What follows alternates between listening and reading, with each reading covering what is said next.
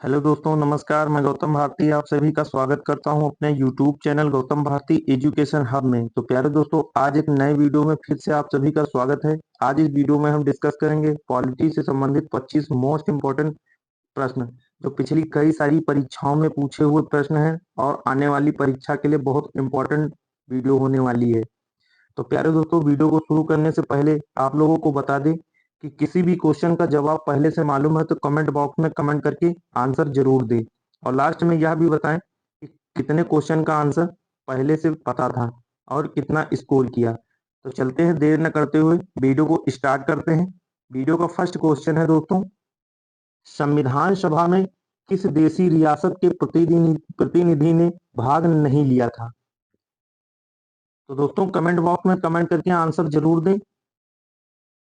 तो इसका सही उत्तर हो जाएगा ऑप्शन डी, मैसूर ने।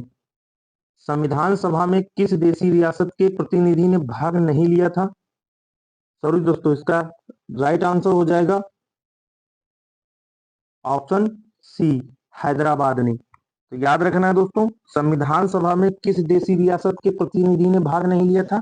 तो हैदराबाद ने। तो याद रखना है। अगला प्रश्न, प्रश्न संख्या 2, बी आर अम्बेडकर या भीमराव अंबेडकर का संविधान सभा में निर्वाचन हुआ था? तो किस सीट से भीमराव अंबेडकर जी का संविधान सभा में निर्वाचन हुआ था? इसका सही उत्तर हो जाएगा ऑप्शन ए, पश्चिम बंगाल से। तो भीमराव अंबेडकर जी का संविधान सभा में निर्वाचन पश्चिम बंगाल से हुआ था। तो याद रखना है दोस्तों, वेरी वेरी इंपॉर्टेंट क्वेश्चन है, और इस वीडियो का एक एक क्वेश्चन अपने आप में इंपॉर्टेंट है और आने वाली परीक्षाओं के लिए बहुत उपयोगी होने वाला है। अगला प्रश्न, प्रश्न संख्या 3, मुस्लिम लीग ने किस कारण संविधान सभा का बहिष्कार किया था? तो दोस्तों इसका सही उत्तर होगा ऑप्शन सी, मुस्लिम लीग। मुस्लिम लीग मुसलमानों के लिए एक अलग संविधान चाहता था। तो याद रखना है दोस्तों, ऑप्शन सी, मुस्लिम लीग मुस्लिमों के लिए एक अलग संविधान चाहता था, इसलिए मुस्लिम लीग ने संविधान सभा का बहिष्कार किया था। तो याद रखना है दोस्तों, ऑप्शन सी। अगला प्रश्न, प्रश्न संख्या 4, संविधान सभा का चुनाव निम्न में से किस आधार पर हुआ था?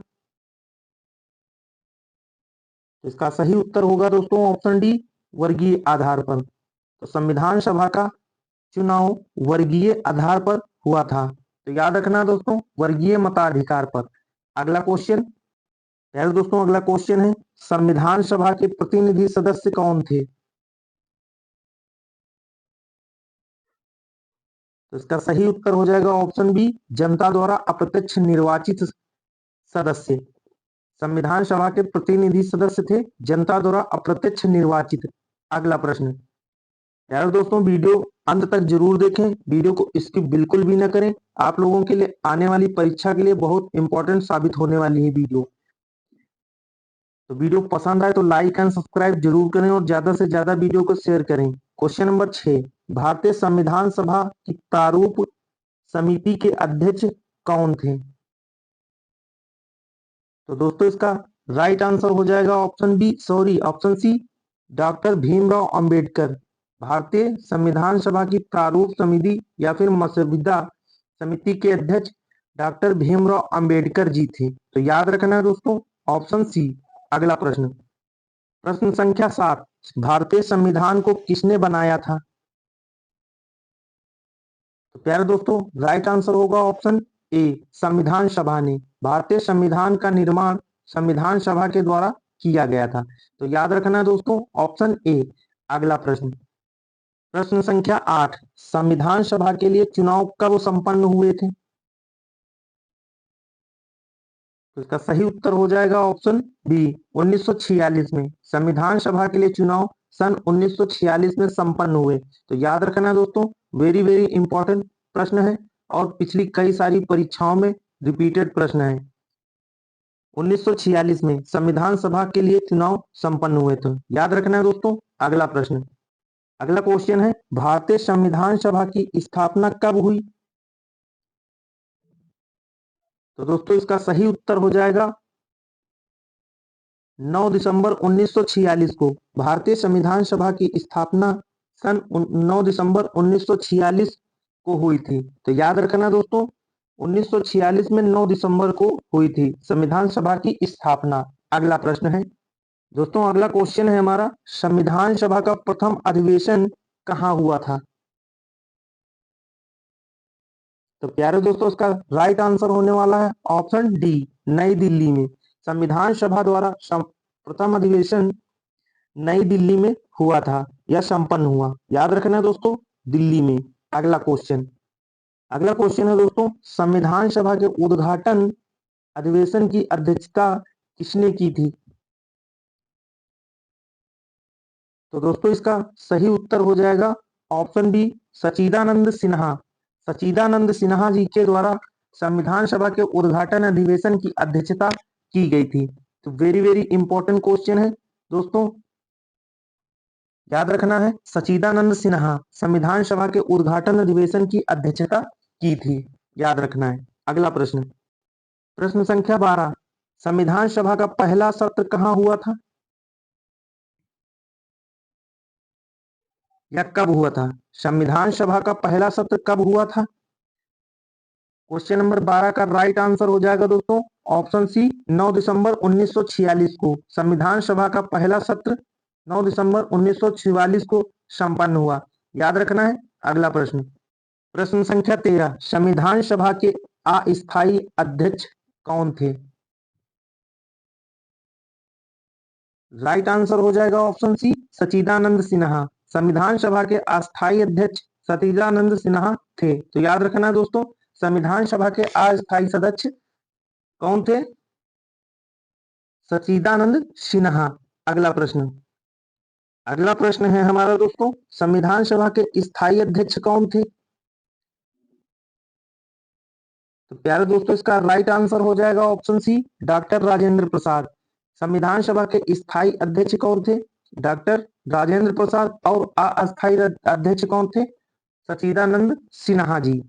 तो इसका राइट आंसर होगा option C, doctor Rajendra Prasad संविधान सभा के स्थायी अध्यक्ष थे। अगला प्रश्न, प्रश्न संख्या 15, 11 दिसंबर 1946 को किसे संविधान सभा का स्थायी अध्यक्ष चुना गया था? तो प्यारे दोस्तों, इसका राइट आंसर हो जाएगा option B, doctor Rajendra Prasad को। 11 दिसंबर 1946 को डॉक्टर राजेंद्र प्रसाद को संविधान सभा का स्थायी अध्यक्ष चुना गया था। तो याद रखना दोस्तों, आने वाली परीक्षा के लिए बहुत इंपॉर्टेंट क्वेश्चन है। अगला क्वेश्चन, क्वेश्चन नंबर 16, संविधान सभा के संवैधानिक सलाहकार कौन थे?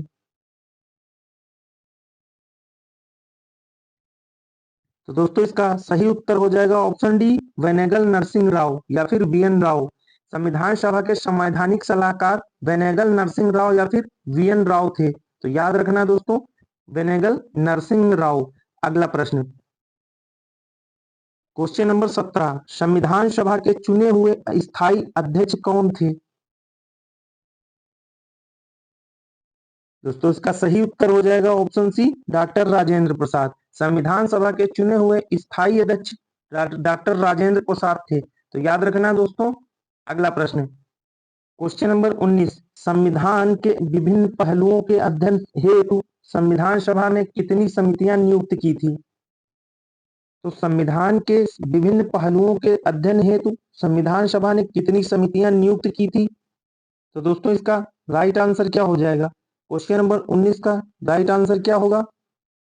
राइट आंसर हो जाएगा दोस्तों ऑप्शन सी, 13 सदस्य।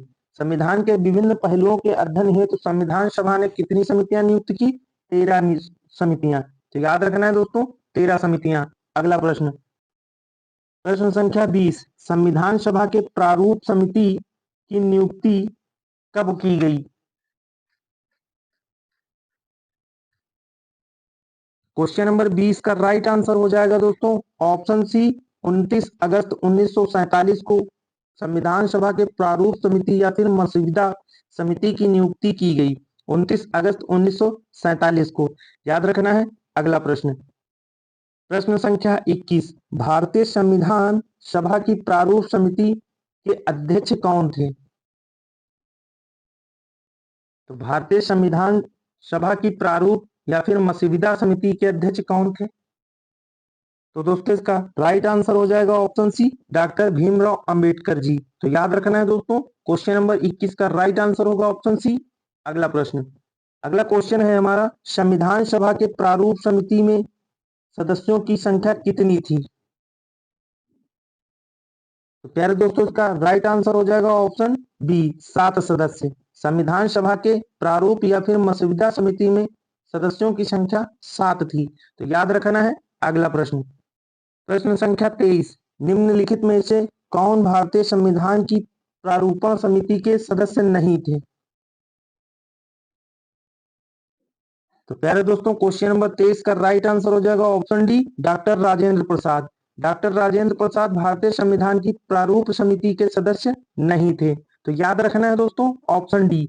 अगला प्रश्न, क्वेश्चन नंबर 24, निम्नलिखित में से कौन प्रारूप समिति का सदस्य नहीं था? तो इसका सही उत्तर हो जाएगा दोस्तों ऑप्शन ए, जवाहरलाल नेहरू। जवाहरलाल नेहरू प्रारूप समिति के सदस्य नहीं थे। बाकी मोहम्मद सऊदुल्लाह, सदाउद्दौला, के एम मुंशी और गोपाल स्वामी अयंगर, ये सभी सदस्य प्रारूप समिति के सदस्य थे। जेएल नेहरू नहीं थे। तो याद रखना दोस्तों, जेएल नेहरू प्रारूप समिति के सदस्य नहीं थे। अगला क्वेश्चन, अगला क्वेश्चन है दोस्तों हमारा, संविधान की प्रारूप समिति के समक्ष प्रस्तावना का प्रस्ताव किसने रखा? तो प्यारे दोस्तों इसका सही उत्तर होगा ऑप्शन डी, जवाहरलाल नेहरू।